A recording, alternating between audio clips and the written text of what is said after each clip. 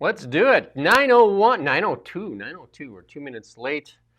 My hair's a little wonky today, too. And Ian, he's neither wearing a Christmas sweater nor a suit. This is But it is. Christmassy, and I put it to the audience to decide, to adjudicate, is this Christmassy or not? It's December 23rd, Tuesday, 2 days before Santa shows up. He's got the sled all fired up, I think. The reindeer have been fed, and the kids are waiting, all snuggled in their beds. Hey, that almost rhymed. Anyway, we got a really big show today. Actually, we do as well too. And Ed Sullivan respect. Big business with connections sees rising profits. Well, Canadians pay the price. Heard that too many times. Canada headed for economic winter while the sun shines in America. Canada, Polyev gets in front of second coming of climate religion. Get ready for that.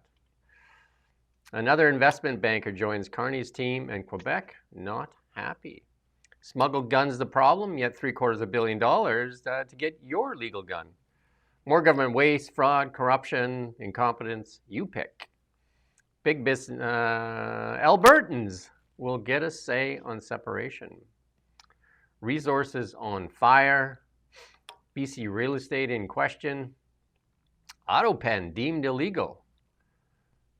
And Biden wants a closed border. Who would have thought? And the wind is not blowing, at least profitably, in the United States of America. And the world prepares for war. All that and a lot more on the Really Big Show. Canada's best undiscovered, independent show on the internet. News commentary. Follow, like, subscribe.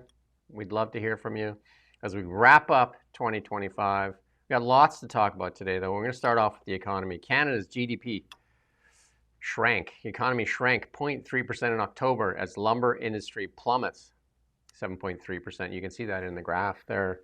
All the stuff. Canada's largest drop in 3 years, and offset by a 2% increase in September. The decline was driven by a 0.7% shrinkage in good producing industries and a 0.2% contraction in services sector. Manufacturing, meanwhile, shrank 1.5%, while wood manufacturing cratered 7.3%, the largest decline since April of 2020.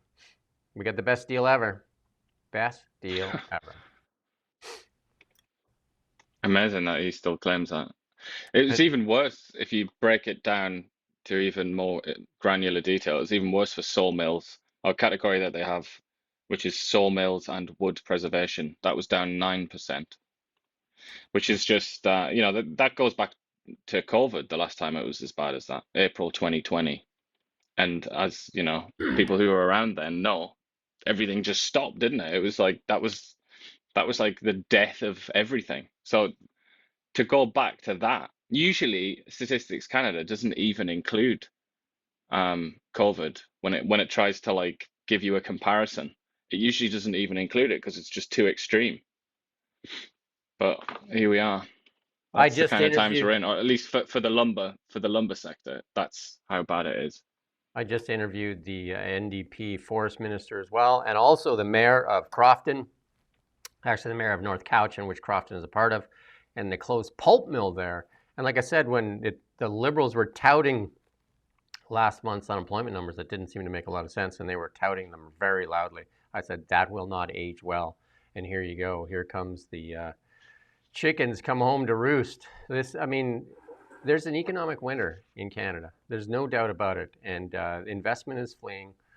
And our industries, our manufacturing industries are suffering. And, they're touting all the gains in part-time jobs, which are typically in, services industry. That's not how you build a strong economy.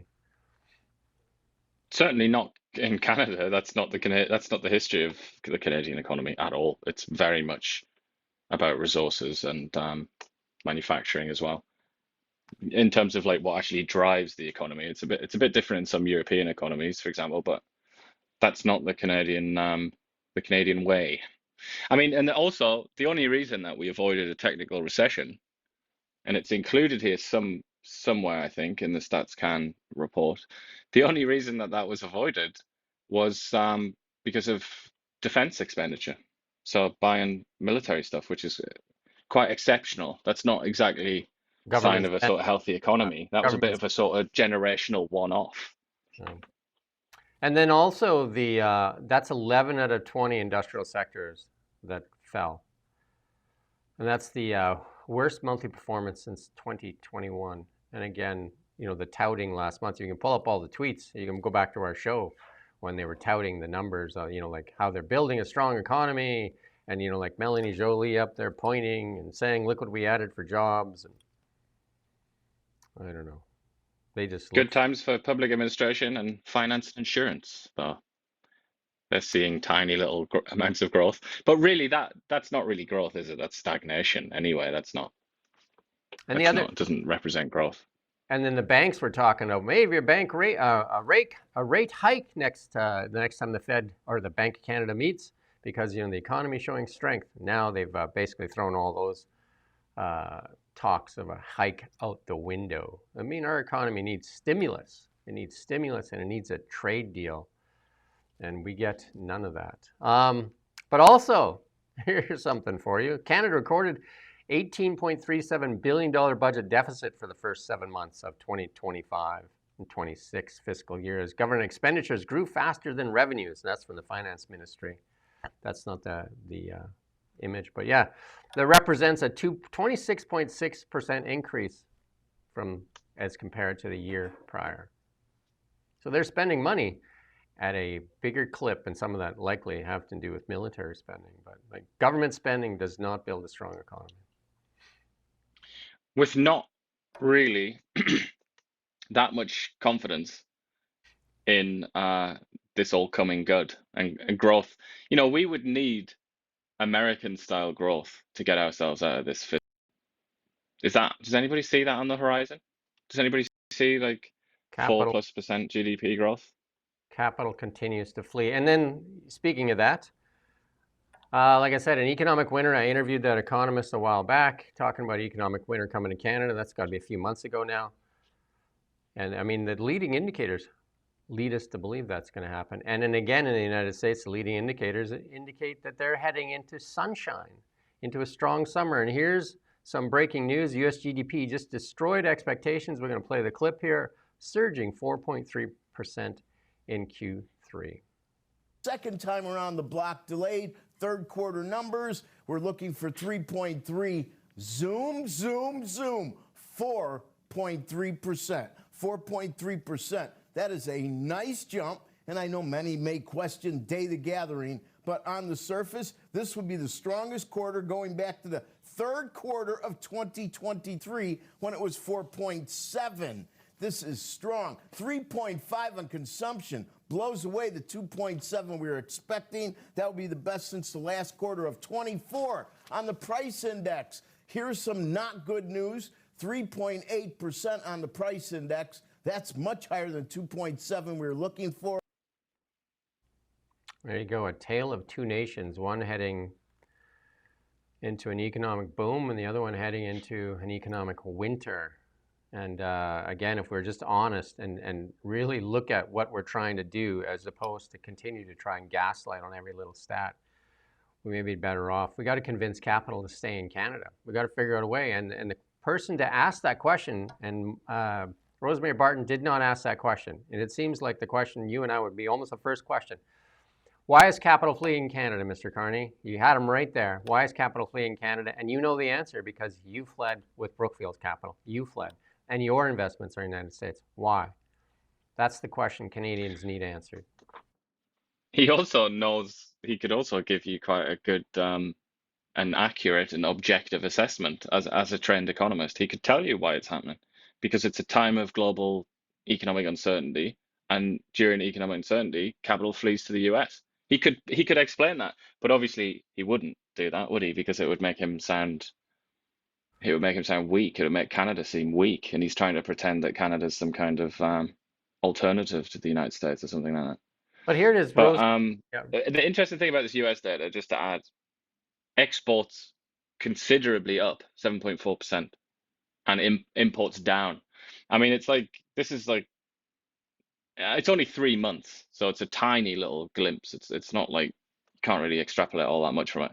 But this is basically the dream quarter from a Trump perspective, isn't it? This You is could put a everything that he wanted.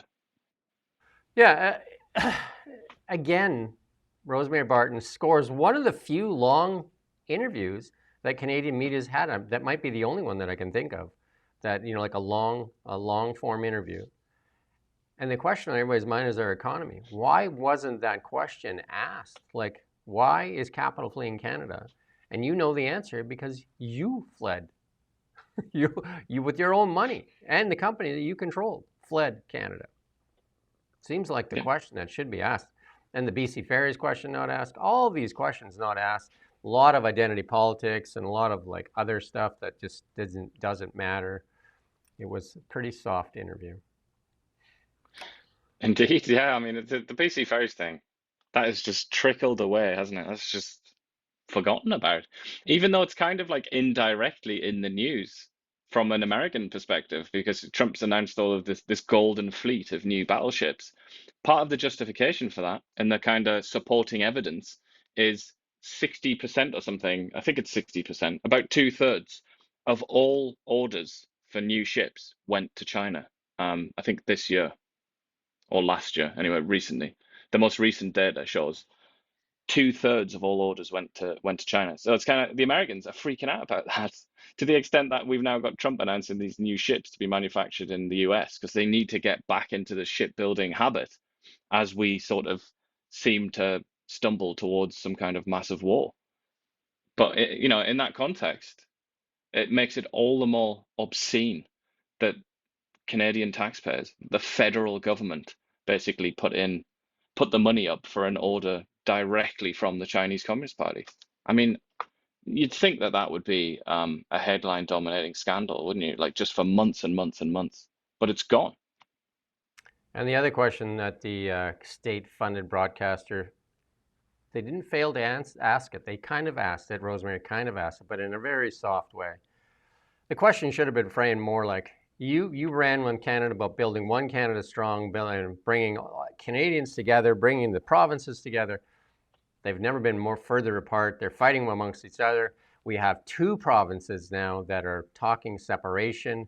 How much responsibility do the Liberal policies of the last 10 years bear responsibility for that? And then also, in your current 9 months, how much responsibility do you have between the provinces fighting with each other and also two separatist movements going on at the same time in Canada? That separatist movement as well is directly attributable to Mark Carney's election win and the fact that it's a Liberal government and the things that Liberal government has said and done. And we can say that because the lead proponent said exactly those words. He said, "We're doing this because the Liberals and Mark Carney won the election, And we don't like their policies." So it's like you direct attribution. You can give it directly to Mark Carney, and yet. I mean, the more I think about that Rosie Barn interview, actually, the more outrageous it is, really, isn't it? Like, she just didn't ask the most fundamental questions. Like, literally, the end of Canada is a prospect next year, and it's just like, no, let's not ask about that. I think I'm going to ask him, "Do you like this job?" That's what she's going to no, ask instead. that's what she did ask. And then Yeah, I again, know. why don't you give us some time? And we don't even need the full $1.55 billion. You know what? You can choke on the $1.55 billion, keep it, and just stop giving it to the CBC, and we'll do that interview for free. Because it's up to him. He decides whether or not to consent. I've requested an interview with Mark Carney Oh. and been ignored. I got a response saying, "Oh, I'll have a look at this," by his little media girl, saying, "I'll have a look at this at some point." Nothing, no response. Similar to what happened with Guilbeault, similar to what happens with Mark Miller. So they just withdraw consent, and they only give interviews to predictable interviewers, predictable people like Rosie Barton, because they know that it's not going to be hard. They're not going to be asked anything difficult. They can sit the night before and write down, just purely guess every question that she's going to ask. That's how predictable she is, Or and that's how perhaps easy it write is. them down, There is no hand way them they to could her. do that with a couple of Like people like us. in Joe Biden, in that case, just write the questions and hand them to them to ask. But you don't even have to. That's the thing, because it's so predictable.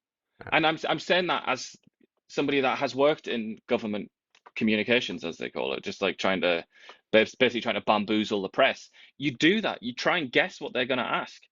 And it's so easy with Rosemary Barton. Hence, that's the only people that Carney wants to do interviews with in Canada, at least.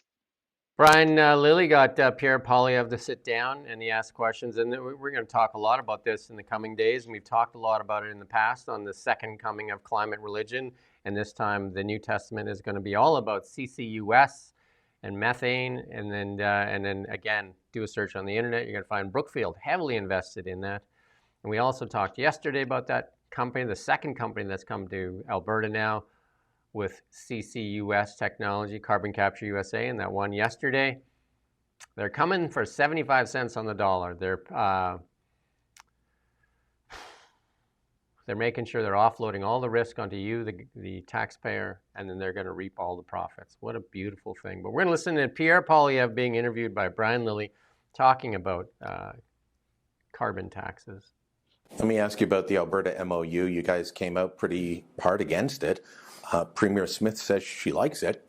Do you give her some credit for getting... Plenty of credit. To be clear, what we're against, I'll tell you what we're for and what we're against. Okay. We're against the industrial carbon tax that the federal government is imposing on Albertans. Which is why it wasn't in your motion. That's right. We didn't want to move a motion supporting a tax that drives up the cost of building homes and producing food and hurts our industry at the same time. So we're against that. We're in favor of getting rid of the Liberal production cap, the Liberal electricity regulations. That's a good thing. And on the pipeline, obviously we want a pipeline. We just don't believe that Mark Carney is sincere in his reversal on that. He opposed the original Northern Gateway pipeline, as did his party, which killed it. And he can't even, and he has simultaneous right now Liberal MPs who tweet out their opposition to the construction of a pipeline to the Pacific and basically tell their voters the pipeline will never happen. So we wanted Mr. Carney to start speaking out of one side of his mouth and say, do you support approving a pipeline to the Pacific? We'll put it in a motion, vote on it in the House of Commons. He voted against the pipeline because that's where he really stands. Premier Smith the other day... That's good. I mean, 9 months, we still don't have an answer. Is there a pipeline? I mean, again, what Pierre says is accurate there. One day we're building a pipeline, and the next day, no, we're not. Or you get the other MP saying we're not. I have no idea. It's a mess. And I think it was that interview. He did another interview with some podcaster, didn't he? I can't remember who that was. Some woman. Jasmine Lane, yeah. That's it, yeah. And he highlighted the absurdity of the situation, frankly, and how nobody really knows anything. It's just it's a basket of question marks, really, isn't it? But yeah, sorry, I'm just thinking about what we were saying earlier about Mark Carney not giving interviews to people who are unpredictable.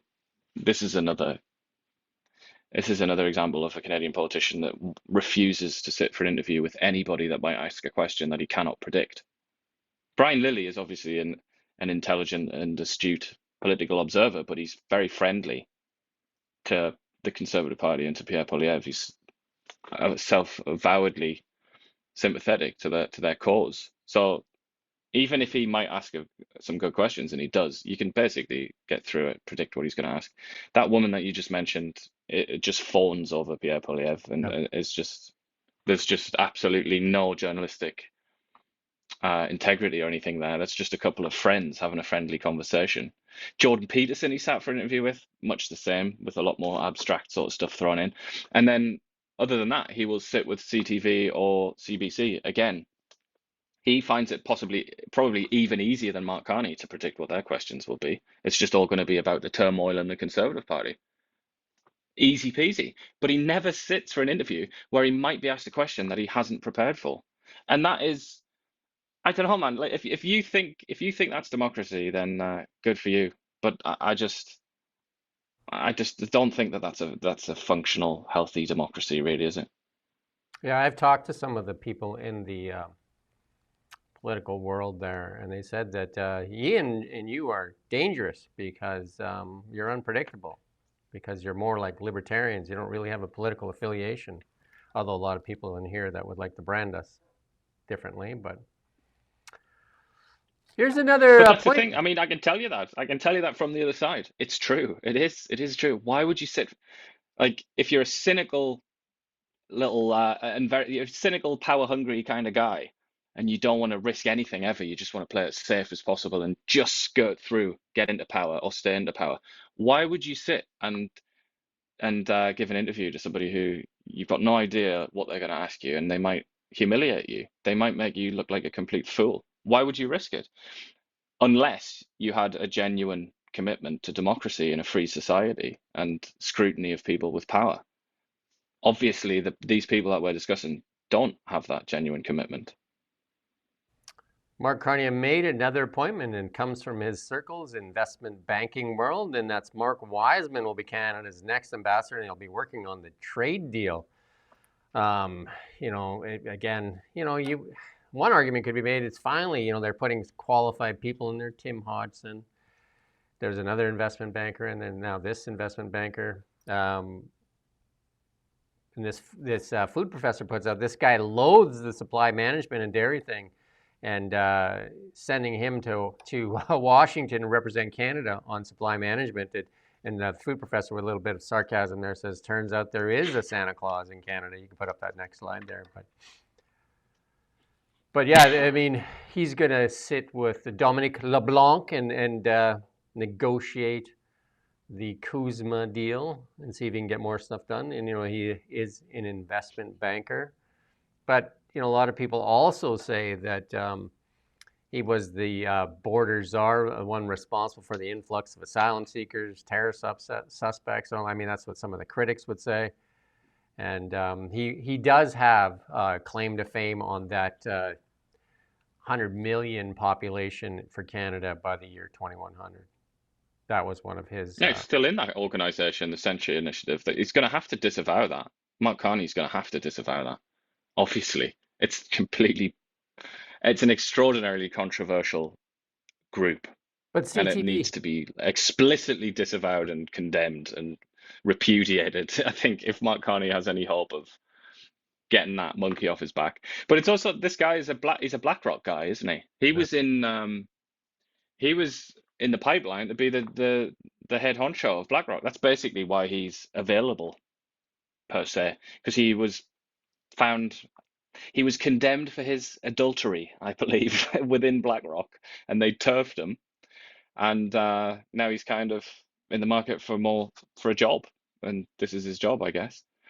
But yeah, that the madness of that. I mean, even the BlackRock thing probably is also going to be a monkey on his back. That's going to have to be explained and contextualized. I don't think BlackRock has many fans, particularly on the left. That's like a real BlackRock bugbear and of the left, isn't Vanguard, it? definitely BlackRock and Vanguard.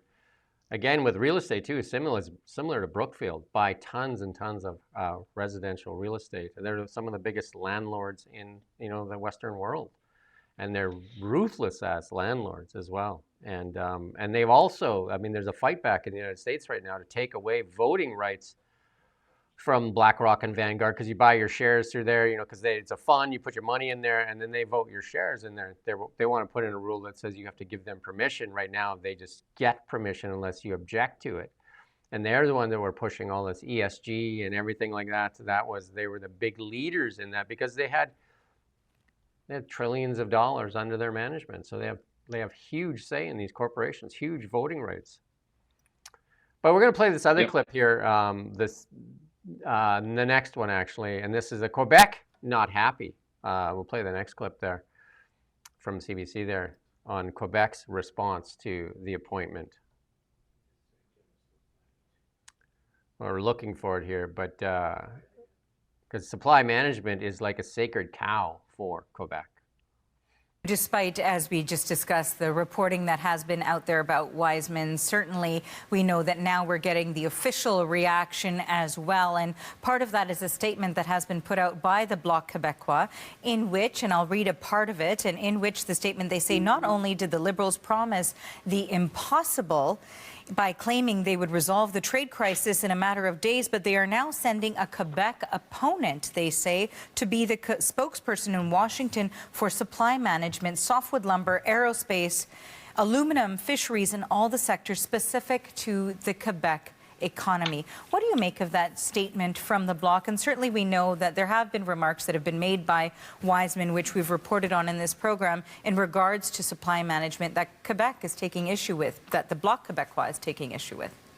Well, I would think this is expected in terms of reaction from the Bloc. Obviously, Wiseman having had past comments and past work with respect to substantially increasing immigration as an opponent of the supply management of the dairy sector, which is big in Quebec.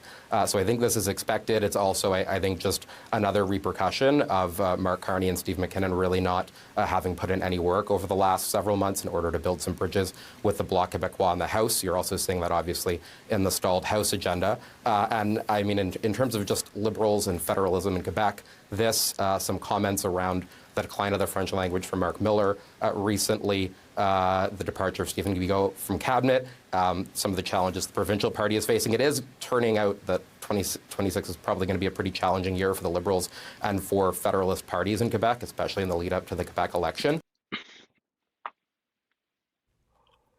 So this is not going to help the separatist movement in Quebec, and the no answer on a pipeline not going to help the Alberta separatist movement. So It's all coming to a head, isn't it? It's all, you can hide things like this.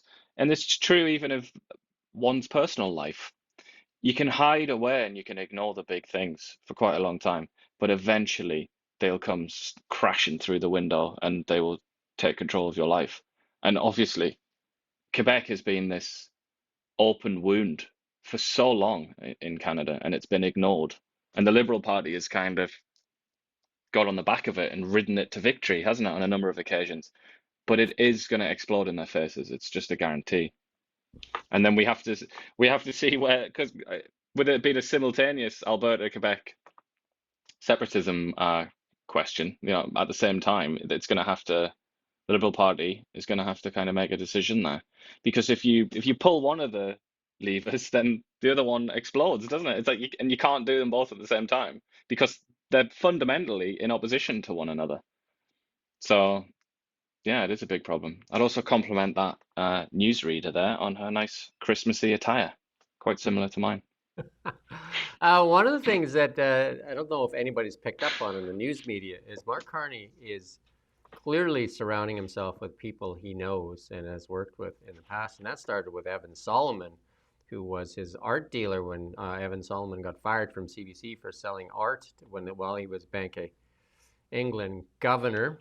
And then Evan Solomon then went to work for Diana Fox's Carney company, Eurasia Group, and then ended up running for an MP and is in charge of AI for some strange reason. But then Gerald Butts was surfacing around all these, and he works for Eurasia Group as well. And then how many other appointments has Mark Carney made that come from the investment banking community? And one could argue, hey, at least these people are qualified and know what they're doing, but I don't know, because, like the sheer incompetence of what we're seeing. We're going to show you some of the incompetence later, or is it just greed? You decide. You have your say. But here's the food professor saying, Pete Hoekstra was the first senior diplomat to inform Canadians that we were imposing tariffs on CUSMA-exempt goods. And that was when, I think, that interview with Jasmine Lane, and then Carney and them pulled those tariffs off right away as soon as it was brought to light. But, I know that you're no big fan of Pete Hoekstra, but...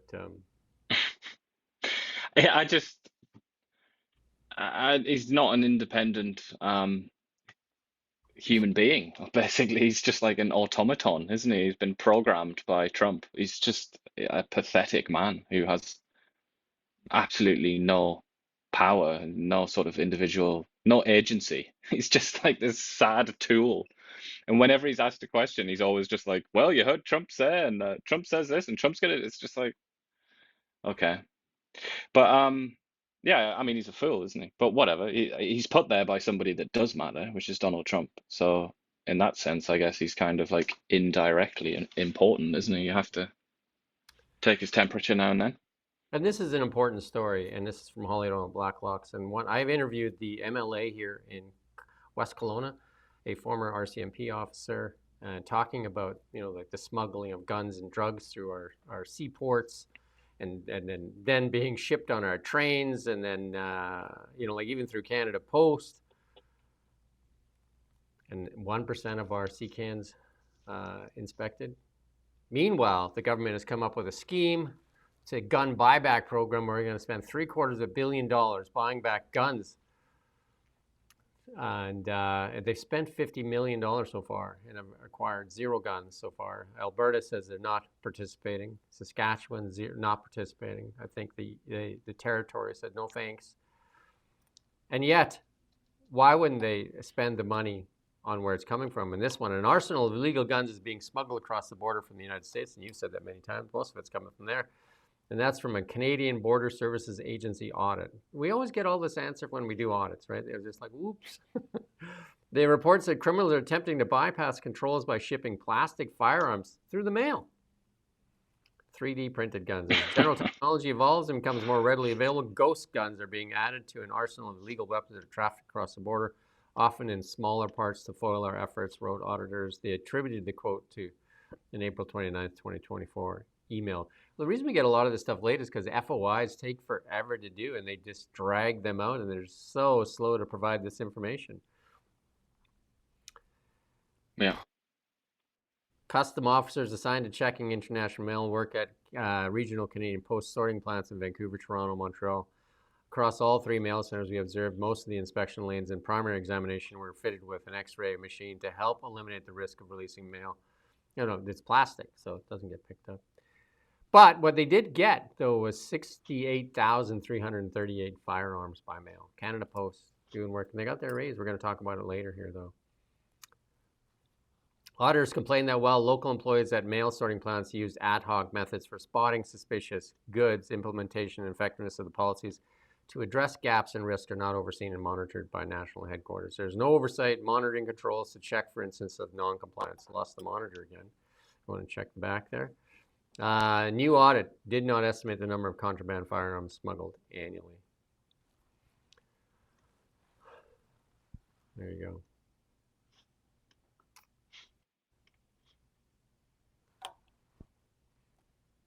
Still no monitor, but anyway, there it's back.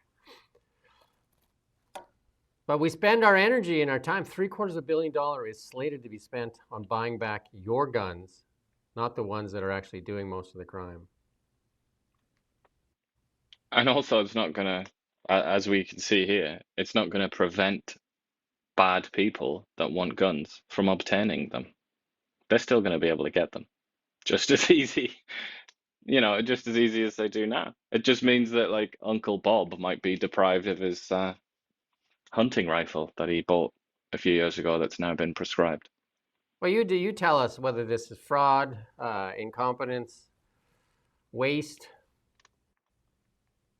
I don't know.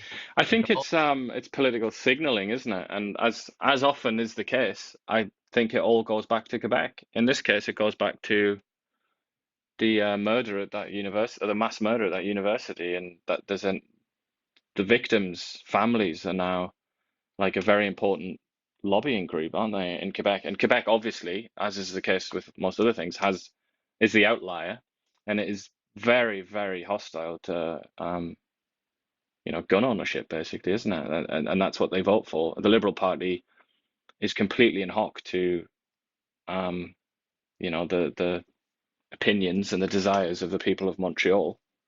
Therefore, this, even though the guy who's charged with implementing it, Gary Ananda-Sangari, the minister, even though he knows and has acknowledged on tape that it's not going to work and it's a waste of time. I mean, he even acknowledged on that recording Quebec, didn't he?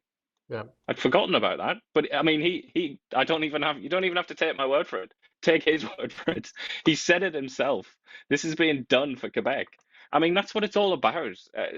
It's just like that is the magic key code to trying to understand Canadian politics, really, isn't it? It's just like something happens, you scratch your head, you're like, what the hell? The answer is Quebec. Almost 100% of the time, the answer is just Quebec. Here's some more, you guess. Fraud, waste, incompetence, abuse. The Business Development Bank of Canada faces courtroom allegations that approved a loan over political considerations. Imagine that. Isn't that what Doug Ford did when he was handing out all those awards from King Charles there? Bank lawyers lost a bid to strike the counterclaim by a borrow in the Supreme Court of Newfoundland and Labrador. A pleading is embarrassing, not if it is so in the ordinary sense, but grounded in procedural fairness and clarity, wrote the justice. The question is whether the pleading is so unclear, confusing, and deficient it makes it impossible and unfair for the bank to respond properly. I do not find this is so. Records show the bank sought repayment of a $250,000 loan for construction of a rural wood pellet plant. The borrower, Lewis Lumber Group, said it hectored into opening the sawmill after 2003 fire destroyed Canada Bay Lumber, the only industrial employer in Roddickton, Newfoundland, population 928. The Lewis Lumber Group alleges the Bank of Canada and Governor to prepare a business plan, pay for the business plan, prepared a financing package, despite Lewis expressing concern about the lack of expertise with the pellet plants and ignored potential weaknesses in the plan because they were under pressure to solve economic issues in the Northern Peninsula. More generally, they say the bank did not properly advise and inform them about getting into an enterprise they should not have gotten into. So the loan was made because it was politically needed. Who would have thought, right? I mean, nobody should be surprised, but nonetheless, something should be done, really, shouldn't there, about this kind of thing. Or at least these institutions, so-called institutions, should stop pretending that they operate in any kind of neutral way, or that they're operating at arm's length from politicians. Obviously, they're not, are they? Well, I can remember the same thing with the BDC when COVID struck, and we were at the time, we were doing the work for Memorial Cup, we were doing the work for our World Juniors curling thing, and all that stuff, and you know, like I think the NHL and the NBA that same day said they're shutting down, and then our phones didn't stop ringing that cancel this, cancel that, and we can't pay, cancel, cancel, cancel, and you know, we were burning, like we had a big burn, and obviously, you know, like how are you going to make payroll? How, you know, like if people say they can't pay you and there's no revenue coming in, but you still have a payroll. And then Justin Trudeau said he gave all this money to BDC. I think it was like $4.5 billion that he was going to give to small businesses in Canada. So I did the paperwork, got it all ready because I figured you better get first in line to see what it's all about. So as I was doing this paperwork, as we got near the end, I said, do I have to personally guarantee this loan? And they said, absolutely. And I said, no thanks. You can basically destroy my business because I can't do anything about the decisions that you're making for my business. But I'm surely not going to put everything else I have at jeopardy because of everything else that's outside my control. And the special interest rate they were giving was not special at all. And that's why a lot of people are objecting to it now that they're having to pay it back because it wasn't laid out very well. BDC. Not a fan. Anyway, a department, here's another one. Department ignored Hire a Vet Act. Imagine that. See, they get orders. Veteran Affairs, Jill McKnight's department in 10 years hired, wait for it, 36 medically released veterans, though it had a legal requirement to hire more. Records show fewer vets were hired by the Department of Veteran Affairs than the Fisheries Department or Canada Revenue Agency. And these guys are the ones supposed to hire vets, but hey, the fisheries cabinet disclosed the figures in the industry ministry tabled in the Senate. Data were requested by Senator Percy Dow, who questioned compliance with a 2015 Hire a Veteran bill. Since 2015, what happened in 2015 again? Do you remember? What was that? Something big definitely happened. I just can't put my finger on it, but something massive Remember must when have happened. Yeah. the leader of that party said that there's not even enough money for a veteran for a wheelchair? There's just no money. Said. I was in a town hall. But there was plenty of money to spend millions to, I think, Vietnam for climate, gender equality rice or something. I can't even. Yeah, gender equal rice. That's a big deal. And Chinese, what was the Chinese one? Cultural development or something? Helping them China. with their That was a human good rights one. violations, yeah. Yeah. The inquiry from July 1st, 2015 to this past September 30th, a total of 1,532 medically released veterans were hired by federal departments and agencies, but not by this department. The largest quota, 590 job seekers, were hired by the Department of National Defense, by the Department of Employment and Canada Revenue Agency, and Department of Fisheries. And Veteran Affairs bringing in the rear, 36. Fisheries had 37, CRA 51. But they're the ones that are supposed to hire. Veteran Affairs Department, over the same 10-year period, increased its total payroll by just 66%, but no room for a veteran that they were supposed to hire. Hey? It's just so ironic that it's literally the Veterans Affairs Department as well. It's just, you can't even make this stuff up. It does. It almost feels like it's made up, but it's real. Like so many Blacklock's articles, it just seems like fiction. It feels like that it's satire or something like that, but it's real. Like, this is how this country is governed. It's governed like a satirical TV show. And I'm sure if you watch the committee hearing there, she would be very sanctimonious in her answers too, right? Defending her record of 36. Wow. And if you want sanctimonious answers, this one here we talked about yesterday, like a part of a Monty Python skit, as other people are picking it up, and Roman Baber here, the MP. We can now manufacture straws, but we can't sell them to Canadians. We can only sell them to Americans. Think about that for a while. We get to eat paper straws or smash our teeth on metal straws instead. Yeah. Have some glue. Yeah, the metal straws that are the breeding ground for bacteria. It's all good. But I mean, we're saving the planet, aren't we? So just think of all of those like turtles that we're saving. But we're still manufacturing straws because we want to blame the Americans for killing the turtles. I take it, right? Is that how it works? We manufacture the straws, yeah. them, and then point our fingers at them and say how horrible you are. Is that how it works? Precisely. I think somebody's mocking my bushcraft abilities. Your what? Don't agree with that, mate. You should see me with a bow drill. I know what I'm doing. Try me on. I worked out in the bush. The agency, another one, like these agencies are just like, hey, we can beat yours. Like, let's throw down. The Public Health Agency admits it wasted more than $170 million buying and storing now expired medical kits marked for landfill. MPs have questioned why no executive has been fired for ongoing mismanagement of inventory, first uncovered 5 years ago. The agency counted 63,998,450 expired items, including masks, gloves, respirators, face shields, medical gowns, and other goods. Wasn't Anita Nan the procurement officer? Not only that, but she was hailed as some kind of savant, like the Isaac Newton of our times, because of how excellent she was.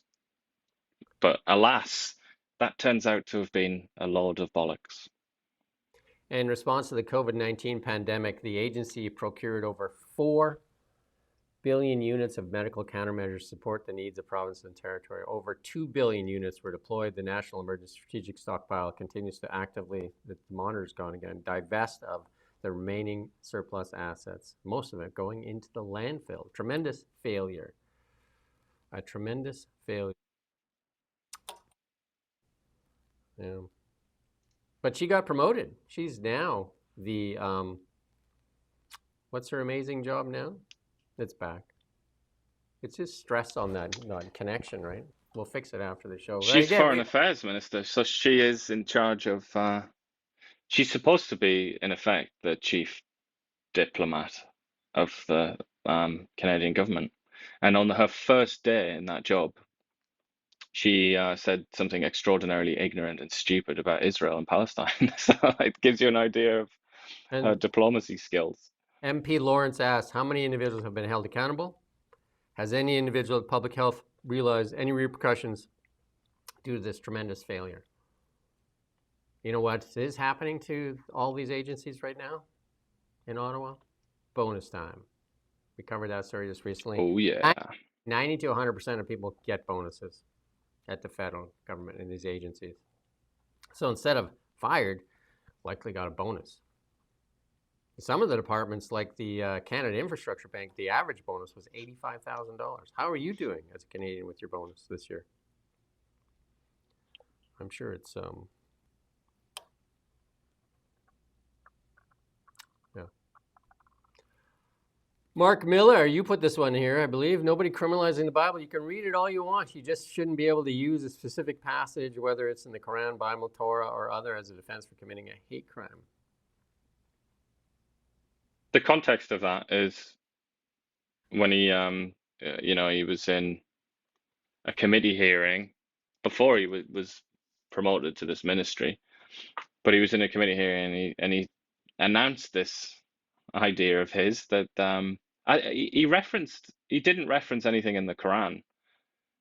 He referenced Leviticus, I think, Romans, so the letter, St. Paul's letter, and what was the other one? I think it was Deuteronomy. So 2 books from the Pentateuch, or the Old Testament, and 1 letter from St. Paul. And he said that those were his examples of like potential hate speech contained within them. I mean, what do you do with someone? What do you do in this situation? Like those texts, I mean, particularly those texts, they're so crucial, so important. They are basically the foundational texts of our modern moral system and how we see the world. They're so fundamental. And then the Quran, obviously, is even more so, even more important, even more foundational in the Arab world, in the Muslim world, just absolutely everything. Israel's a more complicated one, or the Jewish world, but the Torah is still very obviously massively important, central to Israel and the Jewish people. But it just, what do you say to somebody that says something like that? Mark Miller also likes to talk about himself as being like a pretty sort of hardcore Christian. He tries to advertise his piety from time to time. But how could you say, I can't square the circle. How can you be a true believing Christian and yet have such a conflicted relationship with St. Paul, particularly St. Paul, like in effect the creator of Christianity? I just can't, it just doesn't, the Lego pieces don't go together in my mind. Don't understand. You don't understand what he's getting at. It's so I don't know. That's my insight is I don't know. I don't know what is going on with this guy. Okay. But I have a feeling that politics come before his religion anyway, put it that way. Let's remember he was also the immigration minister that oversaw the 1.5 million people that poured into Canada there, and that we're going to talk about some of that later. And when questioned by a reporter, the Mark Miller called him a racist. So Canada Post and the Union reached.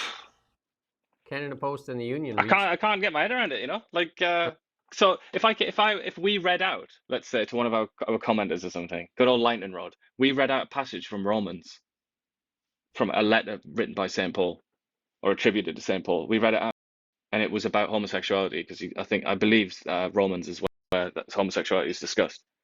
Does that mean that Mark Miller would send the cops around? Do you know what I mean? So that's no defense. I think we just need to let that linger for a little bit, like what that actually means, that just how insane that is. Well, the post office that is now leading the delivery in 3D printed guns has got its deal, though. Canada Post and Union reached that tentative agreement, and they're supposed to vote in early 2026. And they did this just before they're asking for another loan. Cabinet had just last January approved a $1 billion loan, and all those funds were spent just like it was a Christmas party. Now they want another $500 million, right? Why not, eh? Why not? But the agreement is supposedly going to be a compounded 9.7% a 2-year pay increase for its largest union. And it comes ahead of that emergency loan. So, basically 5% a year. Close enough anyway. One of their primary demands was for fully funded transgender or gender reassignment surgeries. I can't see anything mentioned about that having been I'm not kidding here. I'm not being cheeky. That was like one of their top demands. So maybe they didn't get that in the end. And then remember Jason Jacks with the comments, stupefying, unsustainable, shocking, and they went after him, and they went after him big time. Like, I mean, CBC went after him, all the government corrupted, crippled media went after him, and they even went out and got old experts to say how terrible he was. Well, it looks like they got to him, because now he's saying that, maybe he said the words were just too harsh, and he said his comments maybe were totally unnecessary, branded them a mistake, which generated a great deal of media coverage, and he said it was a learning opportunity. Yeah. I mean, this is like, I don't know. I mean, I don't know if the Liberals are thinking that this looks good and this like vindicates their hostility to the PBO. I don't know what the idea is here, basically, but I don't think it looks good. It looks like he's been strong-armed, yeah, which is basically what's happened. He's trying to keep his job. He wants to be the PBO, so he's completely repudiated his previous statements. And it's not like he just made it once. It's not like he just said it once. He said this and similar things numerous times. And also, to be fair, it's not like he started working there yesterday. He'd already been there for a decade, so it's not like he was new to the area. And because he's saying, well, maybe the PBO's job is not to be a watchdog, but rather just an objective observer. No, we want a watchdog. We're showing you all this stuff. We need a watchdog. We don't need somebody that is just bowing to the political pressure, and they know how to do it. That's what they did to media in Canada. The other watchdog in Canada, other than the PBO, is Canadian media. And look what they've done to the media in Canada. They basically crippled them. Yeah. They've taken away their access to generate revenues, and then they have them at the begging bowl, begging government. Half the salaries of most media outlets now in Canada, almost half, is paid for by the Liberal government. I say Liberals because the other government, other party was going to defund it. And then 100% of the salaries are paid for the CBC, the state-funded broadcaster that just got a $150 million raise, and they immediately rewarded their executive team with raises. That's what they do. There's the two watchdogs, the PBO and the media, both compromised. Which leaves the opposition shouting in a void a lot of the time, really, doesn't it? Like, nobody reports on what they say, nobody takes up their positions. But that's also why the opposition, the Conservative Party, was so eager to feast on Jason Jacks when he said this, on his statements, and they've used it so much. And I think it's really upset the Liberals. I mean, it obviously has very much upset the Liberals, hasn't it? But that's the thing. That's how desperate they are for any kind of opposition, any kind of watchdog. But sorry, just to go briefly back to Canada Post, I can report now. I'm reading the PDF here of the agreement. I can report that gender affirmation care will be covered up to $15,000 for a lifetime, with 80% reimbursed. So they did get some movement on the gender affirmation there. And they also got their massage claims up to a maximum of $500 a year. So they're doing all right. And I guess they need all that walking around they do to deliver the letters. So we've been talking about the immigration policies and the temporary foreign workers and who's benefiting from it and who's paying for the price for it. Fast food joints, and then, A&W, Tim Hortons. Then also the colleges. We had that one college, Conestoga, where that John Tibbetts, making over $600,000 a year, and basically 89% of his enrollment there was foreign students. And their surpluses went through the roof, and now they're laying off tons of people because they're curtailing some of these temporary foreign workers. And now they're screaming into the wind, and the government corrupted and crippled media helping them get their story out there. And here's another one. Another proponent of cheap labor is retail. So this we can put up the chart here. Actually, go back to that stock chart. This is Garage. They debuted. They went public just about a year ago now, and I was following. We talked about it a lot on the show, Garage, and that's I think two brands there, Dynamite and Garage, and went public. I think it IPO'd at $20, and you can look at it. It almost hit $95, and it's sitting up. Look at how much stock appreciation there is, and yet. Now they're threatening. They're threatening Quebec Premier Francois Legault and threatening to move the company's headquarters if they don't relax its restrictive immigration policies. Does this company look like it needs to get more cheap labor? Is this what this company looks like it needs?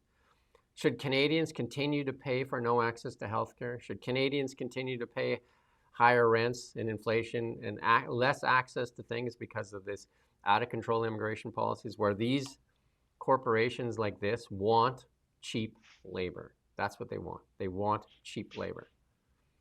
And it was one of the best performing stocks in 2025. Look at the profit margins. They're huge on this thing. Yet they continue to want to pay that labor. They already have cheap labor. Are we supposed to believe that they manufacture these clothes in Canada? Almost certainly it's Bangladesh, Vietnam, something like that.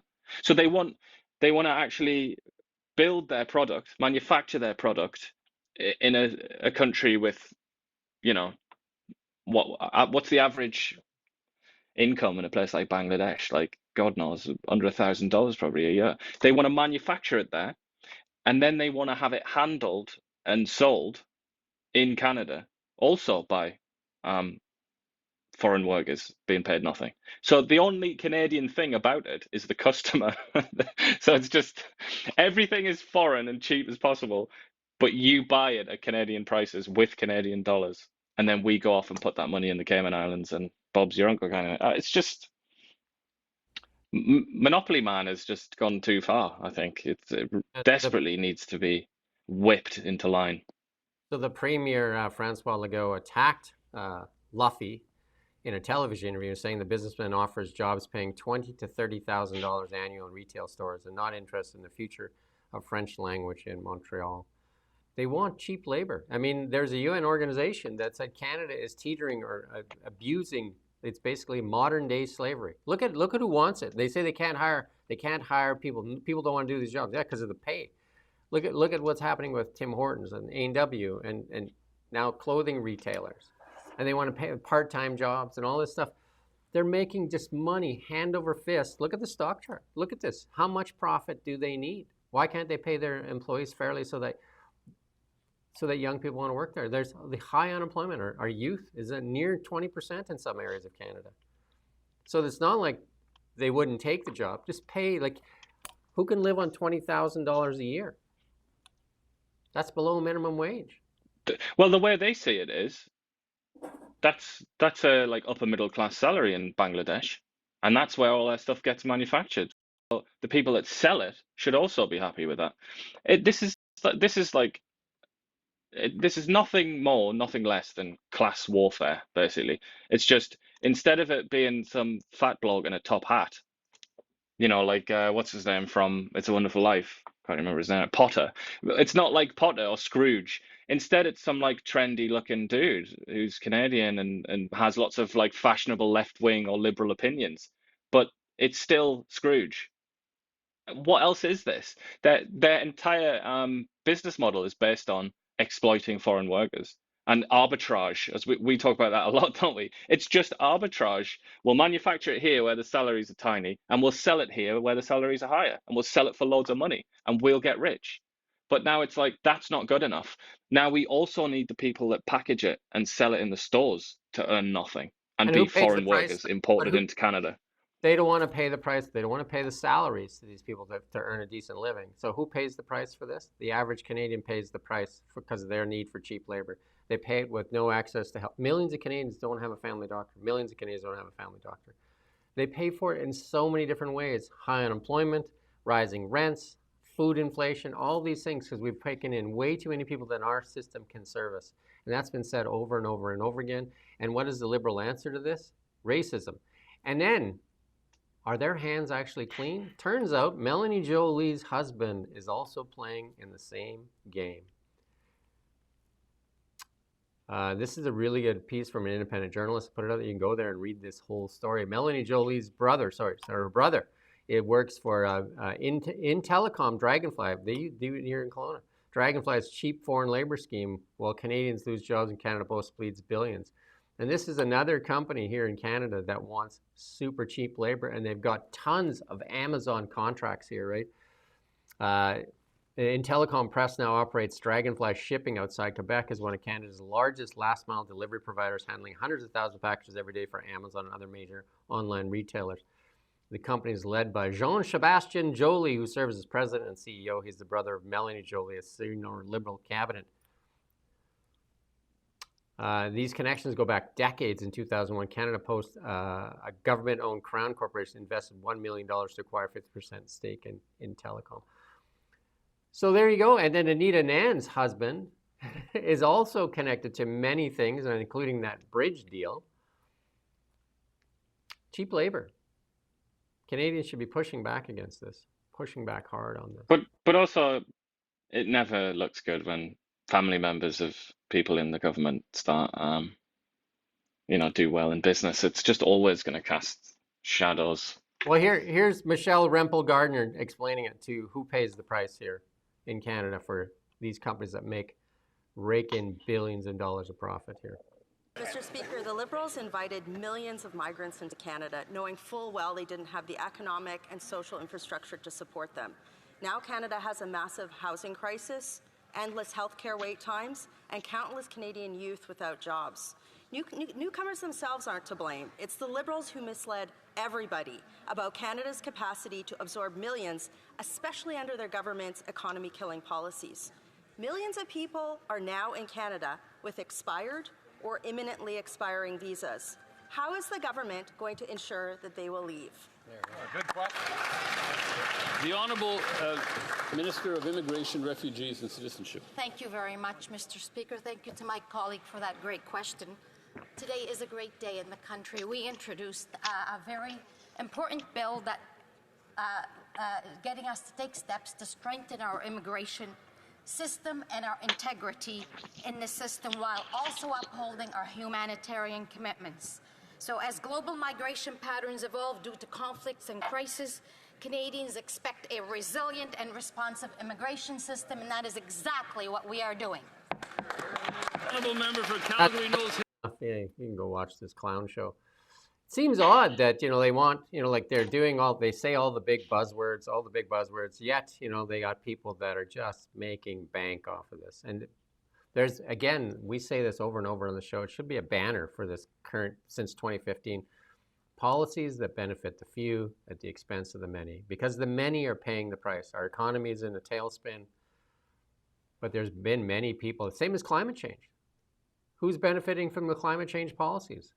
Stephen Guilbeault, give us the records. Show us the $200+ million didn't go into your companies. Show us. Brookfield Asset Management, show us how many billions of dollars have been invested into CCUS. Show us. Saving the planet ain't cheap, is it? As that American carbon capture firm said, the CEO said, we have to be rewarded for putting our neck out, guys. Come on, we're putting our neck out here to save the planet. You got to pay for that. And as the housing, they created this bubble too, the housing bubble, and then all of a sudden the bubble is popping, and now they're talking about, we should look at loosening those restrictions on foreign buyers, and that's from Gregor Robertson as the housing market starts to pop here, and that'll get a bunch. Even the boomers will get mad at this one because most of their wealth is tied up in their home. Pierre, one of those interviews that he's given recently, he was talking about this a little bit as well, and he was saying that it's all just to do with taxes basically, and that's why the housing markets of Vancouver and Toronto are starting to suffer. I mean, that is way oversimplified. I would just say, there are so many reasons that this is happening. One of which is that the population is starting to decline, isn't it? After years of extraordinary growth in the migrant population, it's now starting to decline a bit. So demand is lower. But it's so much more It's so much more complicated. But it's also something that people wanted, isn't it? I thought people wanted this for so long. They wanted the prices to come down, particularly in Toronto and Vancouver, which are two completely insane housing markets that are just completely, disconnected from reality. Team Canada, or so they tout. Team Canada, let's build one Canada strong. I've never seen it so divided. Here we have now the Alberta moves a step closer to independence as the independence referendum as the question is approved. And the proponents of the plebiscite now have 4 months to collect 178,000 signatures in favor of a vote, after which Albertans will be asked, do you agree that the province should cease to be part of Canada and to become an independent state? At the same time, what's happening in Quebec is, obviously Yves Blanchet, the Bloc leader, has always said that they want to separate, but then it looks like the next provincial government will be a separatist government in Quebec as well, and lots of pressure. And that way, Canada being torn apart, BC and Alberta at each other's throats, BC blocking Canada, never mind blocking Alberta, blocking Canada from economic prosperity. And the same goes for Scott Moe went around BC, David Eby. We have provinces fighting with each other. They promised to get rid of all the provincial trade barriers. None of that's done, really. A couple of small things, but I mean, everything's still there. Doug Ford is always performative, dancing around, dumping bottles of Crown Royal down the drain. Caused a lot of the pain for Canadians. The auto sector, they was self-inflicted there with the EV mandate. They still haven't let go of the EV mandate. And again, what's the answer to that? That's your answer. Why don't they let go of the EV mandate? The answer is Quebec. Just like that. Sounding like Alex Trebek there. Answer. Quebec. Quebec. Tomorrow. But I just want to point out before we skip this picture here, look at the photograph that Global has used. Notice anything? They've tried to conflate this independence movement with Trump, haven't they? They've put the 50-50 flag with the US. It's like, it's just an American campaign, guys. It's just you're being gaslit, even though there is obviously a very real and authentic desire among they do the same lots of people in Alberta to get out of Canada. It's been there for 50 years. Would Global do the same thing for Quebec when they were doing a separatist story on Quebec? With the French flag or something. But I must say, like, Carney's star has been shining bright, hasn't it, in 2025. 2026 looks like it's going to be merciless for Mark Carney. I wouldn't be too surprised if he actually fell, if his government fell and he had to resign as prime minister, because his weaknesses, his main weaknesses are Quebec, Alberta, and sort of natural resources in general, and like the human touch. Those are his three main weaknesses, because he hasn't got a human touch. He pisses everybody off and like comes across as arrogant, rubs people up the wrong way, like can't conduct a news conference. The Quebec thing is to do with because he's not left enough, he's not pro-environment enough, and the Alberta trouble is he's not pro-resources enough. But we're going into a year, next year, where Quebec might be screaming about separation, electing a separatist government. Alberta might have a referendum there to be voted on for them to leave. And that requires a great sort of mediator, doesn't it? To go around and be like very charismatic and charming and have that sort of, the human element to go around and promise people like a better vision of Canada. I don't think he's going to do well. I think he's going to get absolutely battered next year. And if the economy continues to stutter or even go into like full-blown recession territory, then his USP, the reason that he's there, is also gone, because he's there to make the economy good. That's what that's what he said he was going to do, and that's why people have voted for him. So he should be worried. I'm sure he won't be, because he doesn't seem like the kind of guy to worry about things like that. But I do think he should be very concerned about 2026.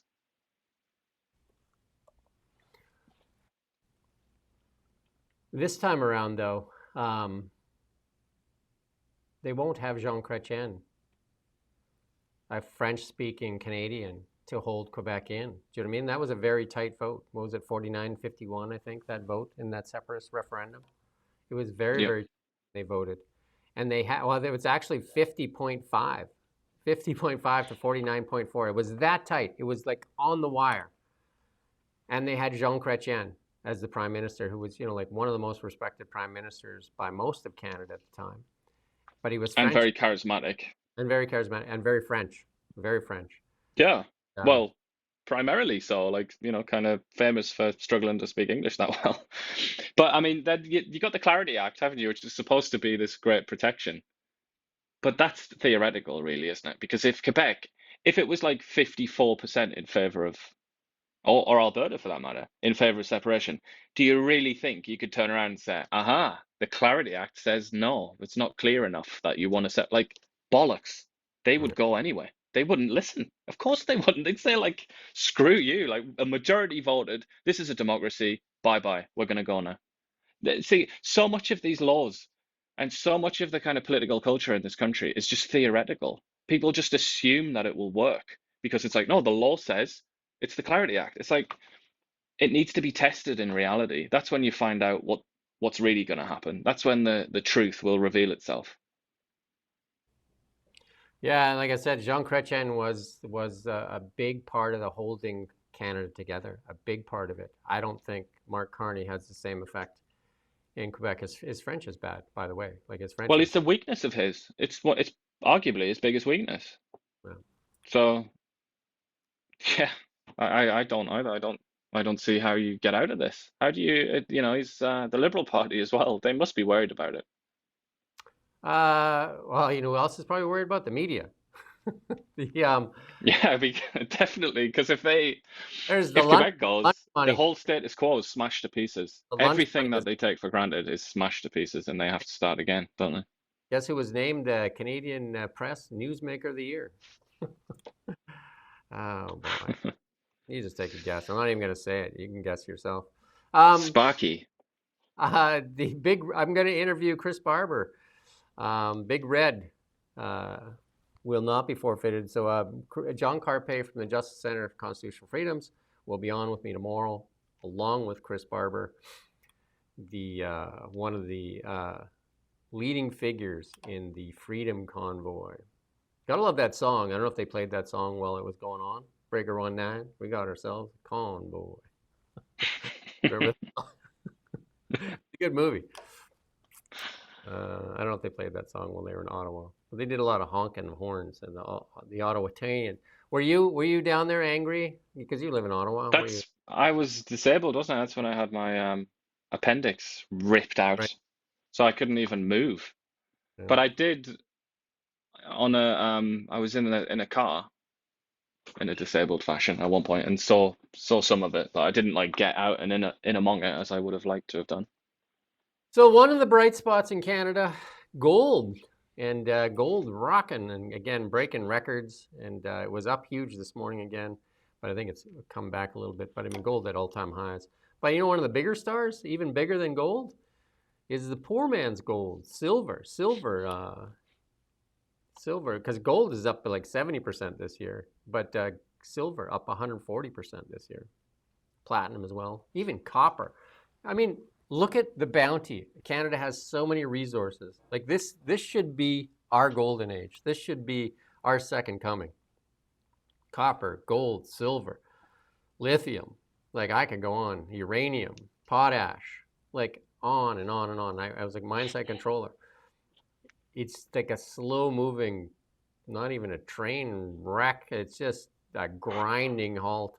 Like where's all these deals? And I when I interviewed Brenda Bailey, the finance minister for the NDP, I said, look at the example, a Canadian company up in Alaska. The Americans said it when it was critical minerals. The Americans said, you got a problem with the road? We'll build the road for you, 200-mile road. We'll start building the road today. So they're building them a road so they can get mining. The stock shot up, I think, 300%. And I said, will you do the same thing in British Columbia? And Brenda said, yes. That's been, a few months? Where's the yes? Because they'd be touting it. I don't see it. Where are we doing? And again, in BC, who would invest billions in a mine when you have this big cloud hanging over your head with Dave Eby with the DRIPA stuff? Like, who's investing billions of dollars into a mine site where you could lose it tomorrow? It's hard enough anyway.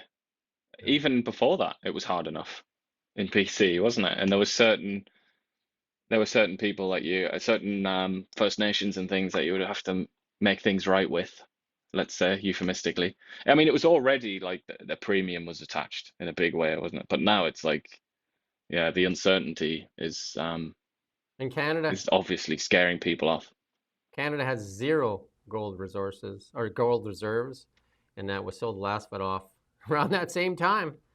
And again, somebody will say, well, it was sold off most of it before, but most of the central banks thought gold was an antiquated asset. But around 2015, 2016, they all changed their mind and started acquiring gold. Canada, not so much. Tiff Macklin. Our biggest reserve currency reserve is USD, and I thought the Americans were the devil. It's hard to keep up. Like, I don't know, like how you, what logic you use here. Not only that, but Mark Carney has said, hasn't he, like the era of the United States dominating the world and all that stuff. He's really trying to talk down the US, and yet on the other hand, that's a gigantic expression of faith in the power and the prosperity of the United States, isn't it? That we just hold on to their currency because they're such a successful country. They're so powerful and they're so rich that we want their money, their currency, and we store it like gold. I mean, that's one hell of an endorsement, really, isn't it? Here's a better one, and you make sense of it. Just listen carefully, though, what I say. A lot of Canadian bonds are sold in U.S. currency. Yeah. Listen to what I just said, though, right? Canadian bonds are sold in U.S. currency. Why? Can't sell them in Canadian currency? Why are you selling them in U.S. currency? Because, you know, as our Canadian dollar goes down, that debt goes up. Not only is it the interest rate there, if our currency goes down against the Americans, the debt goes up as well because it's payable in U.S. currency.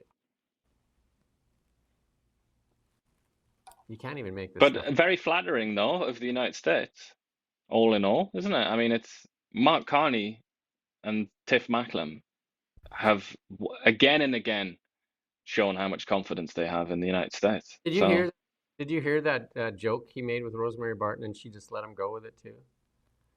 Well, how does Donald Trump think of you? Well, he told me I'm a very smart man, and I like that. I like that. And then he did that smirk thing, just like, oh my God, is that what Canadians need to take home to the bank? Is that how you're gonna put that on your kitchen table here? Anyway, copper. But also that the infamous Bloomberg interview, or infamous to me anyway, where he implied, very strongly implied, that Donald Trump doesn't understand economics, like the most basic rules of economics. Just and the same sort of smirk, the same like it's kind of like, well, if he doesn't understand it, he's sure running rings around you, and you're supposed to be a wizard of economics. So what does that make Mark Carney? Yeah, copper are doing extremely well as well. Copper, like again, it should be a boom here in Canada. It should be a literal boom. Like, we should be just like, everything should be running, exploration drills. Like, there should be like so much activity. Our junior resource market has been almost dead for the last 15 years. I mean, literally dead. Like, we started, some of the seniors and mid-tier gold companies are starting to wake up. But I mean, they've been in hiatus forever. It's been a bearish economic winter for our resource sector for a long time. At a time when there's never been greater demand, and where countries have never been so afraid about losing access to resources. They're so desperate to have secure access to resources, like particularly things like copper. So it's like, it's an empty net, isn't it, as well? It's like, it's not like it's even hard to sell it, like, to the extent that countries are literally sending their prime ministers here to beg, to say, please let us buy your resources. Like, please take my money. And we're just like, I don't know if I want your money. Energy is everything, and cheap energy, cheap, abundant, secure energy is the most important thing. And we're going to be an energy superpower. Again, 9 months in, I see no indications of that. Let's move on to BC News, though. Live from the Now Media Newsroom.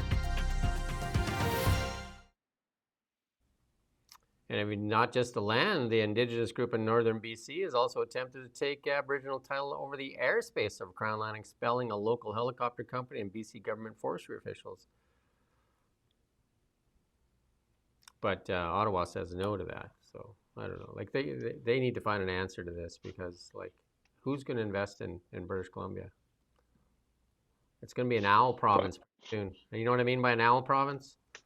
Like who will Oh, invest? owl.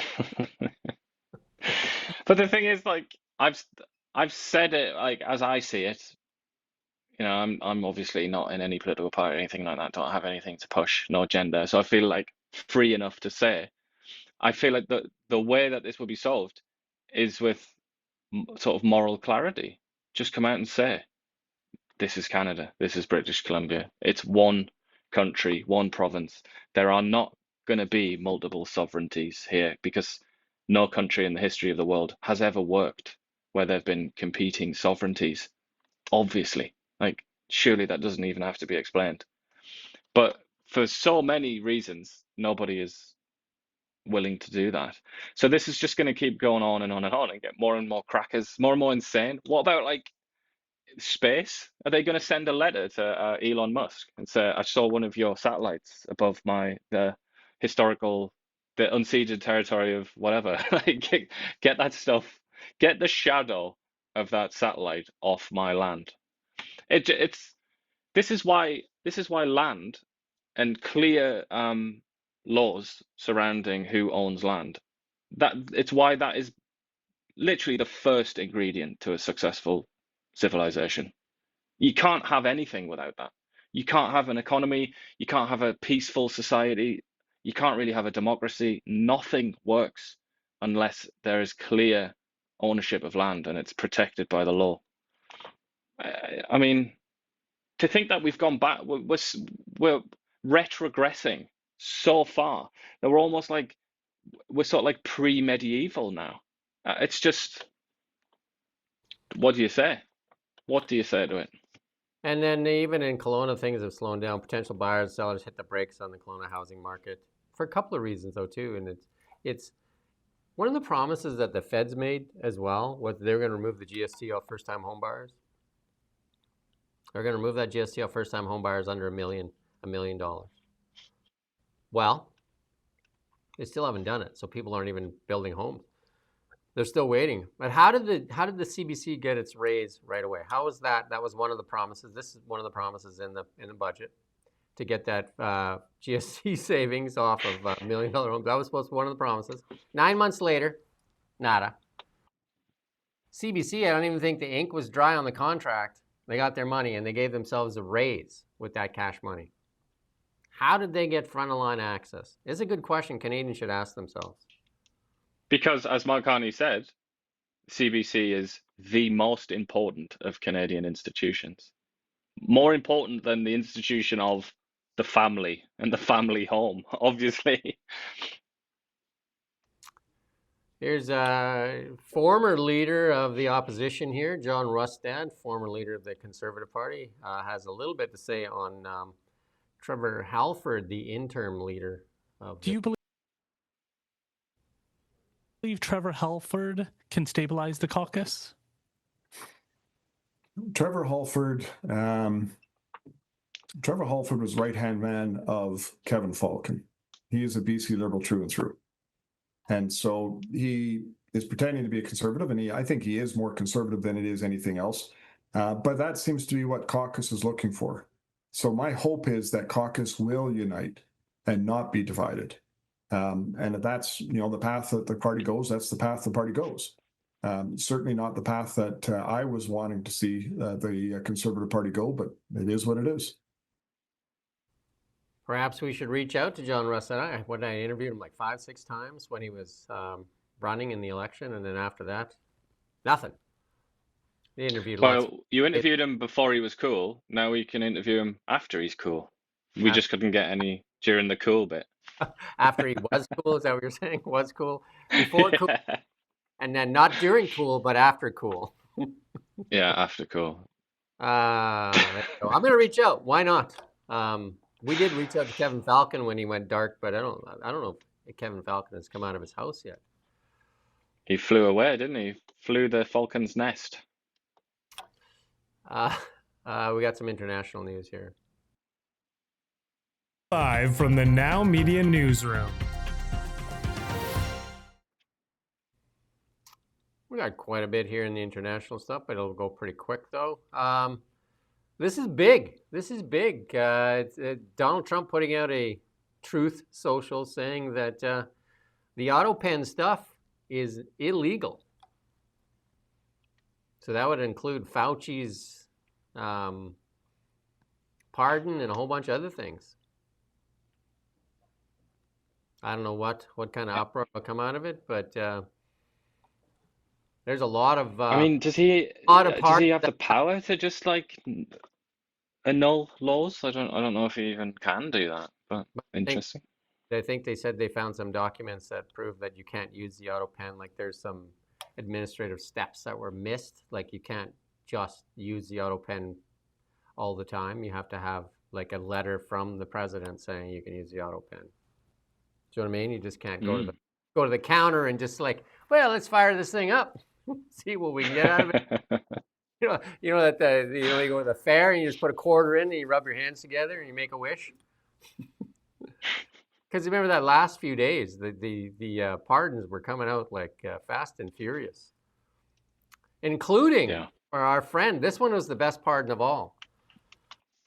Hunter Biden, he got pardoned for all past, present, and future. I don't know if he got for future, but all past and present and anything he might do in the future. Like it was one of those blanket pardons for anything he may have done. Not even just like, hey, for this crime, pardon. It was just like anything you may find later, he's pardoned for it. Gold plated. That's the platinum pardon, isn't it, that one? And lo and behold, here's Hunter Biden coming out with one of, if he was president, one of his policies. Listen to this. They're going to blow your mind.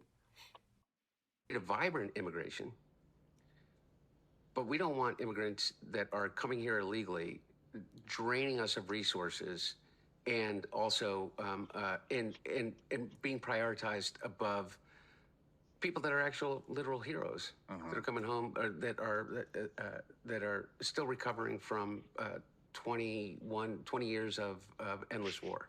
That's good. That's just look at the framing of the shot.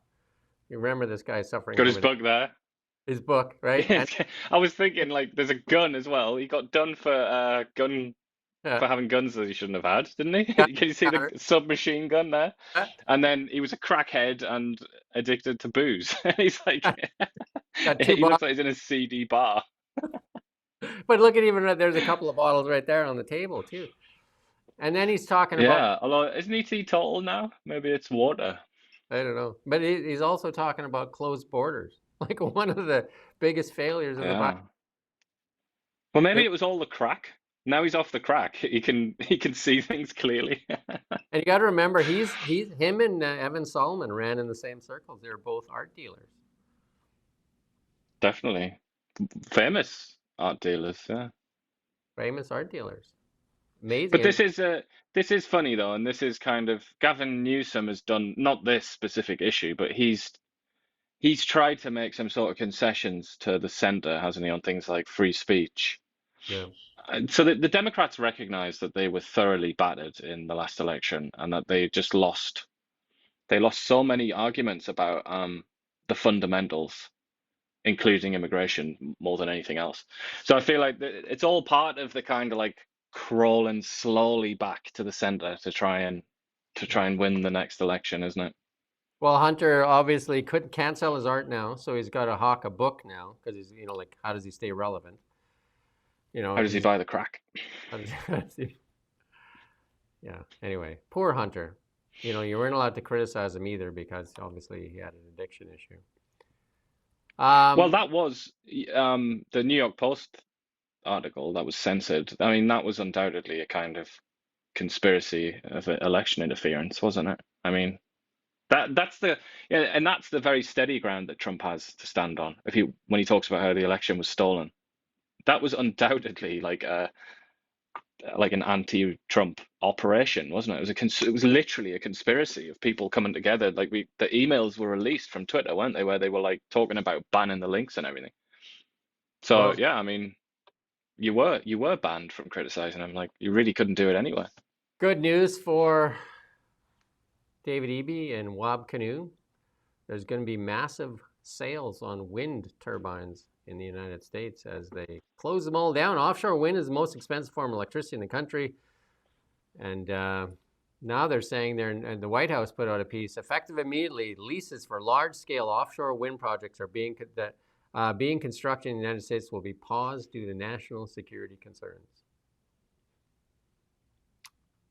So wind turbines on sale. Referring to New England there, the Americans have their own little pipeline scandal in New England, don't they? Because they're not connected to, I think it is Pennsylvania, as Doug Burgum says here. They're not connected to like the most abundant or one of the most abundant resources in the whole country there, that sort of Appalachian area. It's just like so strange that they didn't do that. But yeah, that's obviously what that's a reference to. And here we go. The White House putting out another piece. The Navy's new class of large service combatants, the battleship. And then they had a lot of press conferences on this the other day that they're investing big. You alluded to it early in the show that the Americans are going big into shipbuilding. And we talked about it many times on the show, how important a Navy is for your dominance in the world. Like if you don't have a Navy, I mean, the English Empire built on a Navy, French, the Spanish, and then the Americans right now really control the high seas, if you want to call them the high seas, right? Control the oceans, control the world. Canada, Pretty much. Canada sends its shipbuilding to none other than China.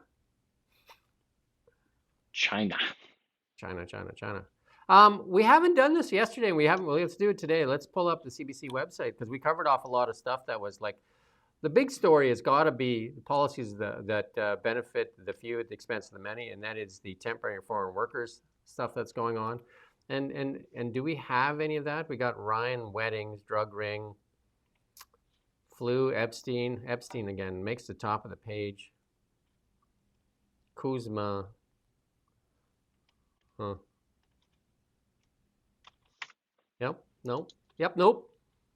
Russian. Yeah, no. There you go. Obviously, Ryan Wedding, we have that. Hey, obviously not a problem at the CBC. All the policies that benefit the few. Nothing about Melanie Jolie's brother. Nothing about Garage. Did you not see that really? I mean, sometimes we're not fair, are we, to CBC? You missed this story here right at the top. What do kids actually write to Santa about? Oh, there you go. So they are doing the important stuff. Covering it up. Again, if only they had a bigger budget. If only they had more than $1.55 billion. They could have 5 Santa articles, you know? They could really do it all. They could do more than just push the PBO's office or the PMO's office propaganda. Cost per viewership. That's one thing going up in Canada. Cost per viewer for the CBC. Cost per viewer for the CBC. I guarantee I would bet a lot on that the cost per viewer of the CBC has been skyrocketing over the past 10 years. Trump administration, this is I didn't verify this one. It says that they're looking to do a pardon for Snowden, Edward Snowden, who's been hiding for a while there after he released all that stuff. And then there's lots of, even CBC had that piece on Jeffrey Epstein, and then a lot of even the left-leaning publications in the United States, MSNBC and that, now are saying Trump is exonerated from those things. There's nothing about Trump in the files. So why is he protecting? Now they want to know why. Who is he protecting? And that's what they're after now. But they did release another batch. They get a lot of black pages. But, you know.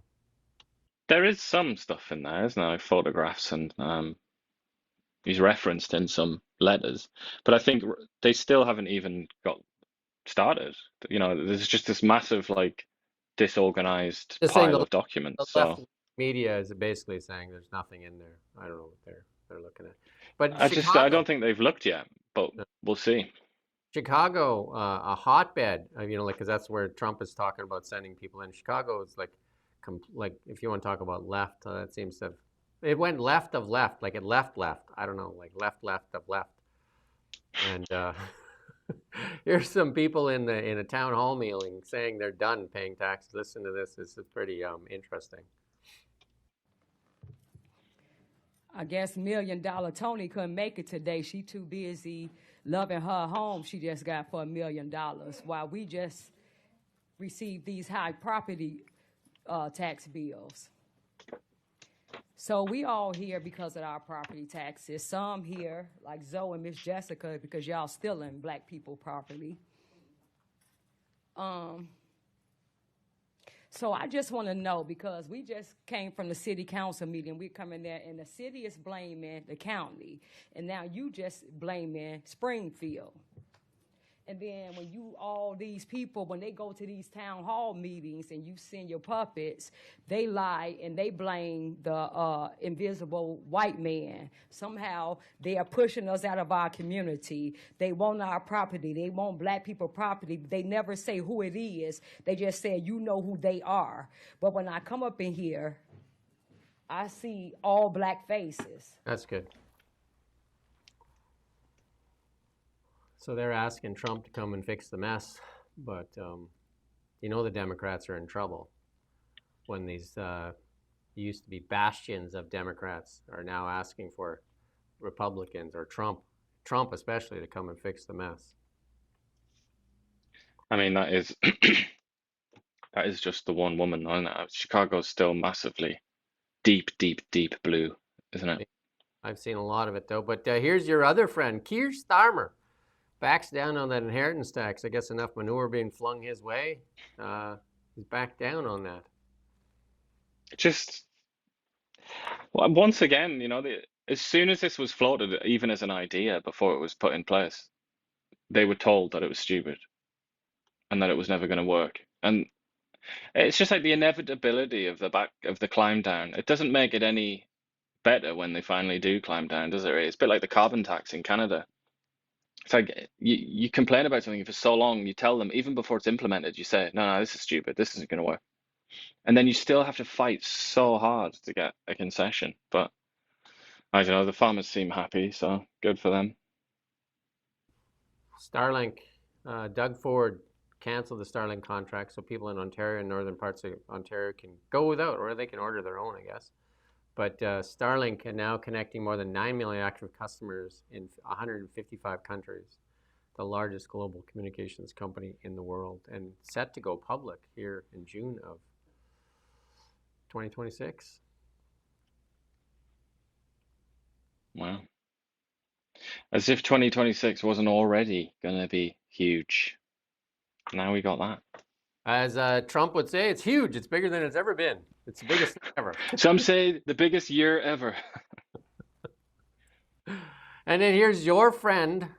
You talk about her a lot. She's now moved off climate religion, and then she got arrested under the Terrorism Act for holding a sign which says, I support Palestine action prisoners, I oppose genocide. So she was detained. I wonder if she was going to do that. You remember when she was detained in Israel and said that they were treating her poorly? Well, she still had her phone and everything. But they wouldn't let her they wouldn't let her say goodbye to her friends. Like how poor, how shocking. They wouldn't, while you're under arrest, they wouldn't go talk to your friends. Well, these people here, Palestine Action, has been prescribed as a terror group. That's the organization, if you can remember, that it climbed over the fences of a military installation in Britain and damaged aircraft and other sort of military equipment. So it was proscribed, like banned and under the Terrorism Act. Some people arrested from Palestine Action have been on a hunger strike, and they've been complaining. And you shouldn't laugh at people who are very hungry, but I suppose they did do it to themselves. But they're complaining about their mistreatment, and they're saying and we couldn't even get into the gym on this day, and then we were trying. It's like they're talking about things that are just like luxuries in almost anywhere in the world, and they're just like they're whinging on as if they're like persecuted, and they just lack any self-awareness, as does Greta Thunberg. But the thing that a lot of people are asking, and I immediately asked this, she was arrested in Britain not so long ago. So she's not British, obviously. She's from Sweden. She came to Britain, came through, immigration, customs, whatever. Proceeded to commit a crime, was arrested, and then released. Now she's done it again. Like, how many times do you go to a country, or how many times do you have to go to a country, commit a crime before you're banned? Like, surely she's got to be a candidate to be banned from Britain. If you do a meme in Britain, you can spend 30 months in jail. And she also did that in Italy. She dumped, I think it was dye in the Venice there, into the water In the system. canal, was it? Yeah. And again, Bill Gates and Greta Thunberg, two big flag bearers, if they were the Olympics, two big flag bearers for the climate religion, have moved on to other things. Bill Gates, not Bill Clinton. Bill Clinton's got other things on his mind. Bill Gates, Bill Gates has moved on, said that the world's not going to blow up or whatever and come to an end. And Greta has moved on from, she's found a way better fundraiser than the climate activism. Like, I mean, this is way more lucrative, I imagine, in getting funds. And yeah. So she's also even gone and deleted her tweets where she said the world is going to end in 5 years and stuff like that. She's deleted those. That's like, because it's already been 5 years. So she's deleted those ones. Like, I was just kidding, guys. And now she's all about this. And obviously you wouldn't really care, would you, about some ethnic squabble thousands of miles away from your home if you thought the world was going to end in a few years. You just wouldn't care. It wouldn't be one of your priorities. You might think it was sad or something like that, but you wouldn't have time to spare. All your time would be devoted to, smashing up diesel cars and things like that. Like, you would be doing everything you could to stop emissions if that's what you believed. So obviously, like Bill Clinton, I think we can now say with a lot of confidence, I think, that she no longer believes the lies that she used to tell about how the world was going to end. So they got the two big flag bearers for their climate religion have retired from that activity. So that leaves Stephen Guilbeault. He's out of cabinet. He can put that red jumper back on, and he can jump to the front of the line there, and he can start rallying the, the ones that watch CBC on a daily basis and eat that pablum. Even the people of Quebec now, if polls are to be believed, in favor of expanding fossil fuels. So I don't know. Like, who does Guilbeault represent now? Who does David Eby represent now? They sort of represent their own ever-diminishing echo chamber of extremists, don't they? And that's a good way to lose elections and lose power, if you sort of recede from the majority and find yourself in these small little extremist communes. So we're near the end of our show. We got one thing left to show you. We're near the end of the show. We're going to be back tomorrow. Ian and I will be back tomorrow on Christmas Eve. And then we're going to help Santa get off so that he can spread Christmas joy. Hopefully something shows up in your children's stockings and, get him down the chimney and away he goes. And on December 24th, we'll be here Christmas Eve. We will not be here because Bob Cratchit there says that he can't work on Christmas Day. He wants the whole day off. So Bob Cratchit is going to take the full day off on Christmas Day, and then also Boxing Day we're not going to come in because there's just too much fighting going on Boxing Day. And then the following week, that actually comes from boxes. I get it. Believe it or not, it's not punching. I used to think it was boxing. Well, I think if it was Black Friday, it's more about the punching because you're fighting over the stuff.